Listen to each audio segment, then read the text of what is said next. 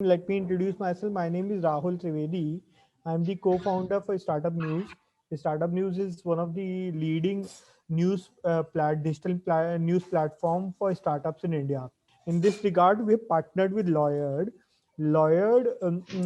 Because there are many issues which come up, and many startups and students who are planning to start their own startups, and entrepreneurs who are looking to start up, they find these issues very important, because many of their career choices eventually depends on these issues, and if those issues are answered, they are better able to go into business and all this stuff. So we have to get today. So today, when this news came up regarding the Delhi High Court hearing notice on the money lending apps, we thought it's a good opportunity to address the issue, take your viewpoint from the legal perspective. We have here with us Mr. Piyush Jain. He's the co-founder for Foket Infotech, which is one of the leading money lending apps, and they have been featured onto, in fact, the big screen in New York Central. So they're one of the leading apps in India, and have, I think, disbursed more than 50,000 loans and 50 CR plus of loans in India. And Okay. probably one of the more respected ones who are doing the business in line with the RBI regulations, and the will recommend users to, if they want to avail any of these kind of services, they can reach out to them. And we also have you, ma'am, here, Manisha, ma'am, who's a senior lawyer who advises on these issues. So, ma'am, first of all, for the ease of all the listeners and the viewers who will be viewing this session later on, can you probably debrief us in a simple layman's language as what has happened, and what was the issue all about, where the Delhi High Court this notice came up?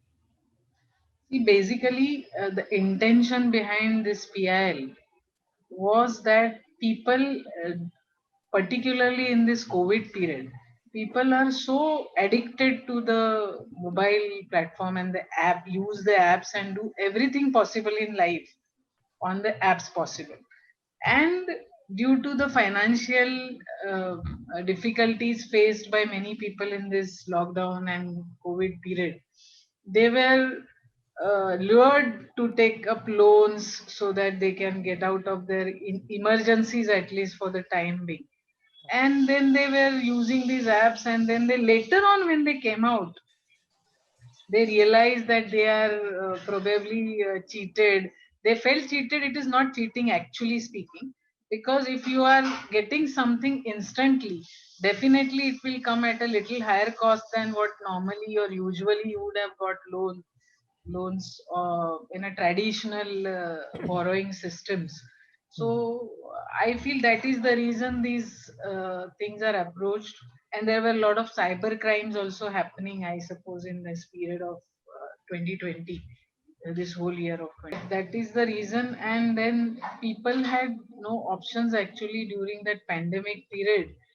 And in spite of having everything in hand, they did not have liquidity. But the difficulties will be faced by the NBFCs ultimately, Mhm. because cheaters have cheated, they have earned money and they have gone away. People have availed of the loans, and they are now facing, now they are feeling actually that they are paying huge interest. At that point of Right. time when they really needed it, they got it instantly, which now they probably don't acknowledge that that was the need of that hour, which was satisfied by the various NBFCs and financial institutions. And the recovery cost was also is also very high for the NBFCs. So they tend to charge higher interest rates or other charges, because they grant the loans very instantly. So the details which are verified of the borrower are not 100% correct. Probably in that very short tenure, they have to verify, they have to sanction it without practically verifying the details, like Mhm. the traditional way of verifying the details of the other bankers is a very tedious process. People have to go approach repeatedly, give this document, that document, satisfy them, and then only they verify and then they sanction. So that is a long process. So they are much more safer than these kind of instant loan granting NBFCs or the So institutions. probably we'll So take, probably we'll take on this point, we'll take Piyush's view that how, Piyush, how does your normal process of granting loan works? So, I'm extremely happy to be part of this panel with Manisha ma'am and Rahul you and Sahil, who's also part of this panel. So, just wanted to tell you that just giving you background that these kinds of apps are not only restricted to India. So they were very prevalent in China and they got barred there. They are very prevalent in Southeast Asia, and a lot of regulations are coming in those kind of countries also. And because of a pandemic, the impact of these apps have been very huge because people are not earning money. They are very desperate. And so, how we are doing credit underwriting process? We have a team of 30 people, a technology team, credit underwriting team, who ex-bankers, who have developed a algorithm. So it's a 10 minutes application process. We nice. take all the data with explicit consent from the customer. He provide us access to his information, which are, and we specifically mention that whatever information he is providing will be used for this purpose, and that is used for that purpose only. I would point here that because of few Chinese company and payday companies, we should not actually take away what the digital lending companies have done for India. They have brought a lot of innovation. So if you say if a person goes to a bank, the chances of getting him credit is less than 10%. Once these companies have come, they have access to alternative data, and they are actually willing to take 1% higher risk than a traditional bank or NBFC is doing. So we have actually created a lot of financial inclusion. We have included a person who is in a small town in Assam is able to apply for a bank, but he is able to apply from his mobile. And if he is a genuine person, his income is there, his KYC is okay, we are willing to grant him loan, and at a very reasonable cost. Our interest rate and processing fees are comparable to a credit card, you may say. So what a credit card is charging, and what we have always put a emphasis on is having a complete transparency. So lending is not a uh, is a very traditional business, and it's on the base of trust, transparency, and consent. And that's the way we are operating. The method of acquisition may have changed, and they will keep on evolving. But Piyush, can I the interrupt? contract. Can I just say something? You said about transparency. That is what I feel is not there 100%, because there has to be some criteria by RBI to control this, because the floating rate of interest, for example, are applied. But I have seen many small time bankers or NBFCs charging rate of interest, keeping it on paper, suppose 12%, but practically when we check, it is not 12%, it is much more than that. So So Manisha, this is I would like to jump in here. I would want to ask this question to you and Piyush both. And because you're putting this question out, so I want to ask the question here. Who, whose responsibility is it to decide that banks, NBFCs, lending companies, and or maybe digital lending companies, who it is whose responsibility as per law to decide the rate of interest which these companies would be charging? you should say this, that if you say that you are entitled to take this extra money or extra cost or extra interest, then what do you mean by transparency? That is, the word transparency came and I dropped in. I So interfered, Piyush actually I has to interrupted in. answer.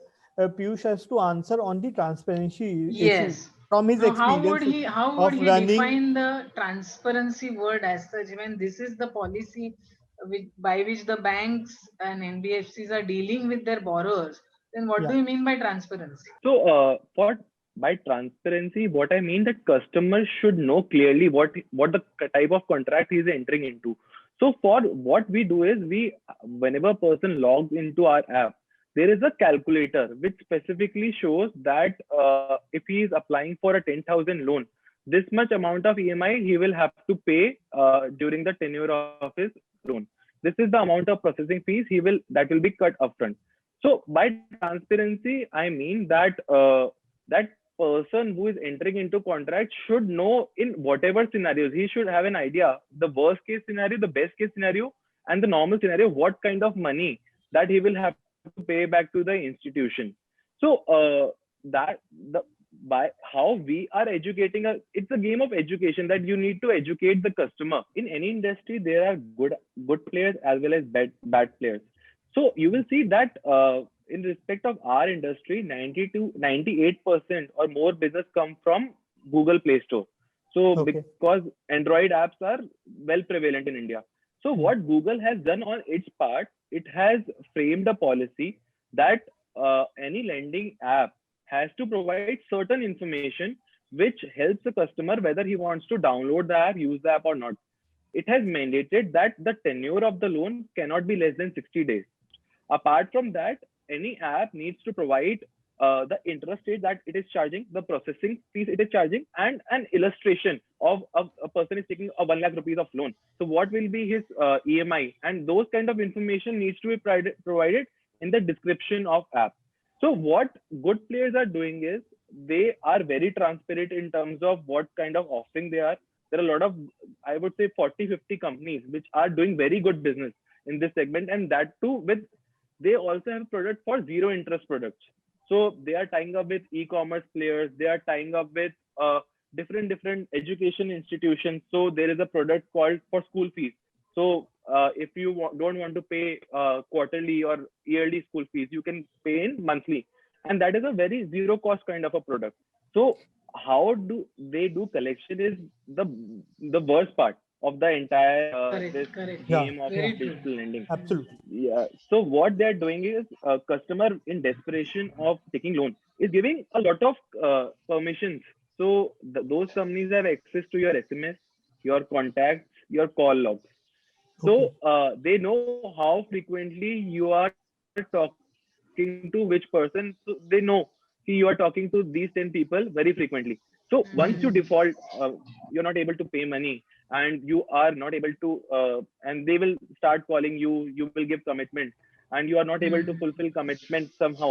They will start shooting SMSs, WhatsApps, calls, giving using abusive language. So the real problem starts that apart from the heavy interest and penalty he has to pay, he is also facing a lot of social shaming that Oh, your True. relative has uh, defaulted. You have to pay this. He has given guarantee. He has asked that you have given guarantee for his loan.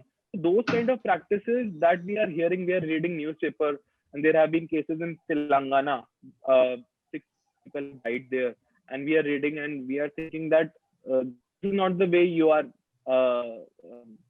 At the end of the day, ethics needs to be there in business. So that's our take that ethics is the big foundation in whatever business you're doing. So if you're doing these things, then it's not business, it's kind of a extortion, you can say.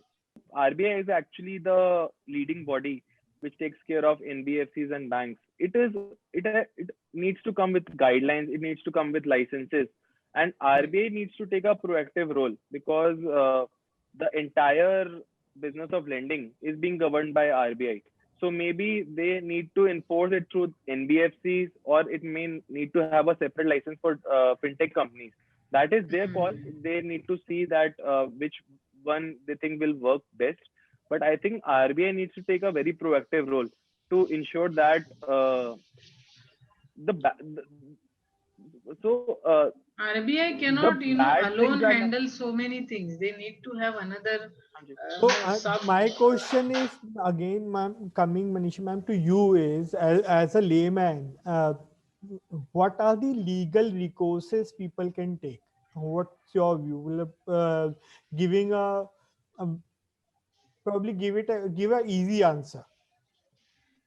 very simple language, if I have to say, that if a customer is suffering and he has complained that he has been cheated, then the remedy remains first, as I said, that he should complain to the RBI so that the RBI can so moto take some action against So, that lending ma'am, one institution. question here, just to Yeah. for the benefit of users or viewers who are seeing Hmm. this, who will be seeing this, that you mentioned something about people can complain online through RBI. So Online to the RBI, the reason, through the but RBI website, yes, yes, you so can people can complain if go you, to even if RBI you website. Google, even if you Google and say complain to RBI about some lending institution, it will give you a way. You can Okay. complain directly online to RBI, but the complaining to RBI won't, the borrower or the affect aggrieved party won't get the result. The Mhm. result by complaining to the RBI would be by RBI against that lending institution. Okay. But what the aggrieved party has to do is he is ultimately the customer or the consumer of that lending institution who Mhm. is suffering Mhm. financially as well as otherwise. Why? Because of the deficiency in the services of that lending institution.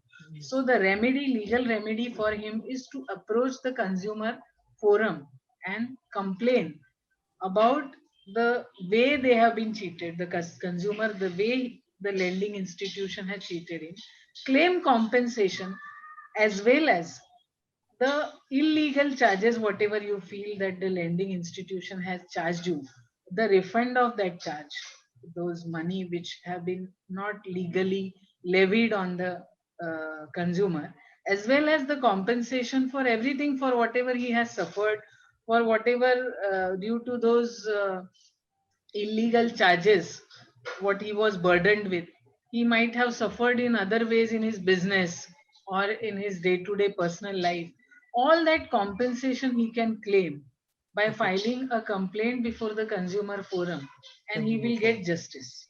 Okay, so people who are listening this, if any of you who has suffered any of these kind of issues from your digital lender, you can always reach out to Consumer Forum and probably take help like of advocates and legal expert like Manisha Bhosle ma'am here, and reach out to the Consumer Forum, file a complaint, and you will get. If you're right on your part, you will get compensated for all the issues or hassles you have faced, plus also you'll get the recovery of your the legal money which has been charged by the lender. Ma'am, in the third cases and the worst case which I am coming to, which Piyush highlighted, was the worst piece is the recovery, where probably they are misusing the privacy aspect of your business. Probably somebody has taken loan and they have access through the apps to their calling data or the messages, and probably they're calling or messaging the users connects or contacts, they who can be probably their buyers, seller, as in the business contacts or the office contacts or relatives. If they have access to that data and they are reaching out to those relatives or It is known breach of people, cyber laws actually. They that's are I think breaching that's it. a breach Yes, of, so they a criminal complaint needs to be filed again. that will be a cyber crime. That's a cyber crime. Okay, sure. Because in that case, companies probably can't say no, no. We have taken the permission from the user when they were giving the access to the app. Is that a counter? No, Uh, that I'll tell you. I would like to say about it. yes. Customer or the beneficiary who is using all these things Yes. is presumed by law as the innocent person. He is Okay. not, though the terms and conditions are written in small letters. The customer is supposed to be a lay person who is not supposed to know law, how to read it, how to interpret a particular term. Yeah. However, the law presumes that the person who is the lending institution who is putting those terms in small letters is supposed to clarify it more to the customers very clearly. A consumer is not supposed to read each and every term very minutely and understand the legal aspect of it. Yeah. So whenever a term is insisted by the lending institution, suppose if a consumer dispute is heard, the defense taken by a lending institution will be always like this, that this term is very clear in our contract. and this is how we are entitled to charge, and this is how we have made the buyer or the customer aware that this is the term according to which you have to pay these charges, and Yeah. therefore now you cannot complain. This is going to be the defense of the lending institution, Yeah. to which the law says that no, this term is vague or this is illegal.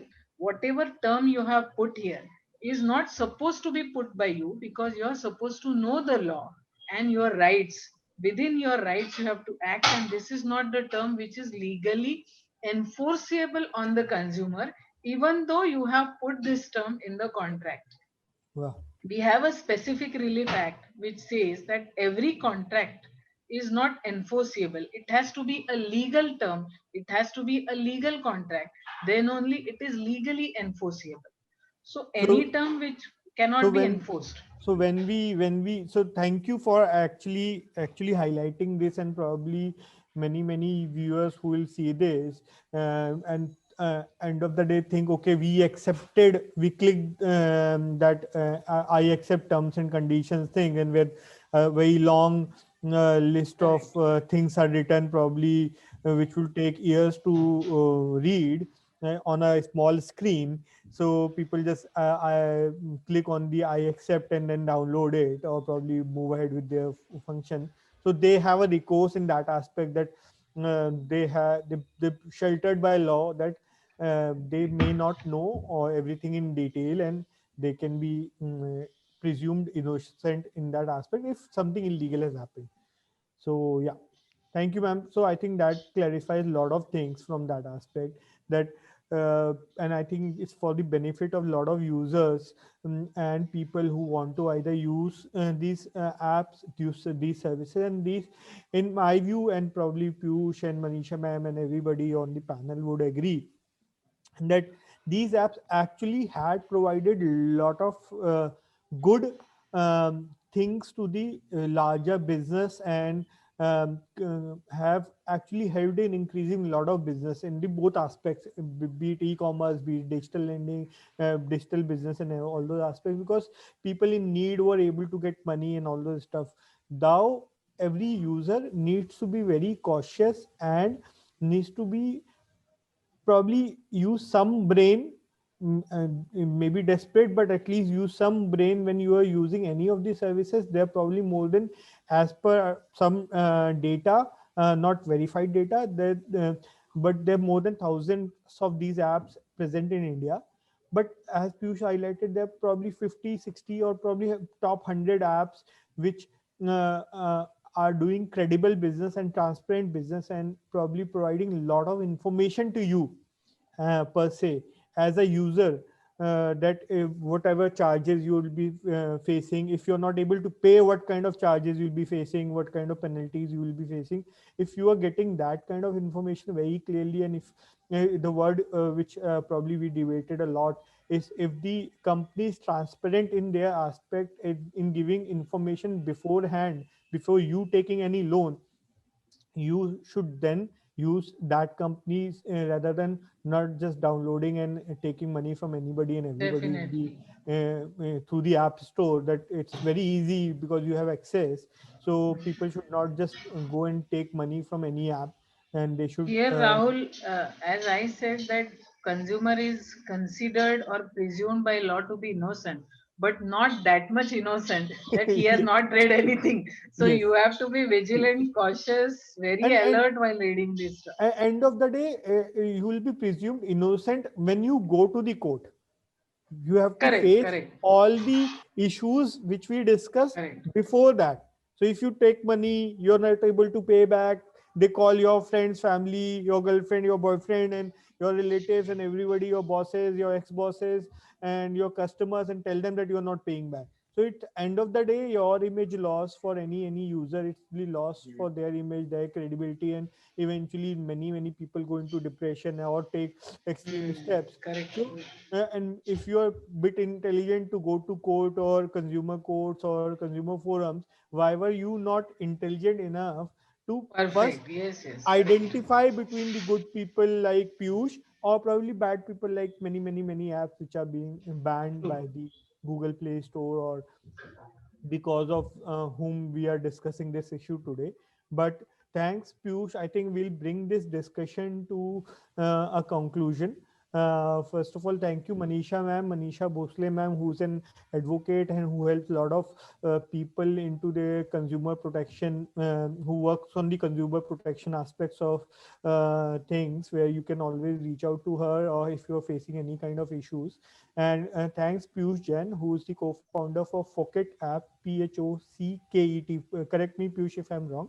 Focket app, use Yes. Focket. They are one of the credible lenders. You can reach out to them. And as highlighted by Piyush, you always need to check the website. You need to check the records of the company who's giving, and also check various social media, because nowadays we all are using social media a lot. We can always check about the social media pages of these companies, not just the reviews, but how much they are trying to educate about their services to you. And this discussion is brought to you in association with Lawyered, which is a top aggregator in India for lawyers. So if you want to access any kind of legal services, you can reach out to Lawyered. And in the description below, you'll always find a link of a legal toolkit developed by Lawyered. They where they're probably giving 55 plus. Sahil, why don't you tell 60 us plus about? agreements. So I'll just give a brief. Yeah. So as Rahul likely said, firstly, thank you so much, Piyush. Thank you, Manisha ma'am, for joining with us. And the discussion was really good. I learned a lot. I was actually going through all the websites and checking the informations about, and I was like, okay, now I have to be very cautious before reaching out to any of such apps. So thank you so much, Piyush, for bringing this particular thing, and you have been doing really, really good. When I talk about Lawyered, so as Rahul rightly said, we are one of the largest community of legal professionals and law firms, and we have been taking various initiatives to make sure that we help startup ecosystem and startups to be legally empowered and Atmanirbhar. And in that scenario, we have recently launched the legal toolkit, which has more than 60 plus agreements and with a lot of benefits you'll be getting through that. So for any startup, these agreements are very, very much important. And of course, when you deal with the apps like who are, making your life miserable after taking your consents from different things, these agreements gonna help you out a lot. So make sure you do take these agreements and read them and understand the perspective that these gonna help you out not only in the situation whenever you need them, but also whenever you are reading any terms and service on a website that requires a lot of information and understanding which these agreements can give you out. So thank you so much, Rahul, for taking this discussion today, and it was an amazing So, session. Thank you. thank you, Manisha Bhosle, ma'am, who's a Thanks, lawyer. Rahul. Yeah. And you can, anybody who's listening this can reach out to them if you have any legal issues. Use Piyush's app called Focket if you were looking for any short-term funding, and they're very transparent. Use Absolutely. legal, download the legal toolkit. The link is in the description. And I'm Rahul Trivedi, who's the co-founder for startupnews.fyi. And thank you all for the time taking for this very important discussion and very apt discussion. Probably it will help a lot of users, and probably a lot of viewers would be more cautious and would be saved from the crutches of the bad apples in the very important digital lending industry. And I hope people from the government are also seeing this, and from RBI, and probably they'll be more proactive thinking in taking some actions, and framing more guidelines, and more uh, uh, designing a way that more and more people are saved, and this industry continues to thrive. Thank you, Piyush. Thank you, Manisha. Thank you, Sai. Thank you Thank so you, much. Rahul. Thanks, Piyush. Thanks, Sai. Thank you, ma'am. You.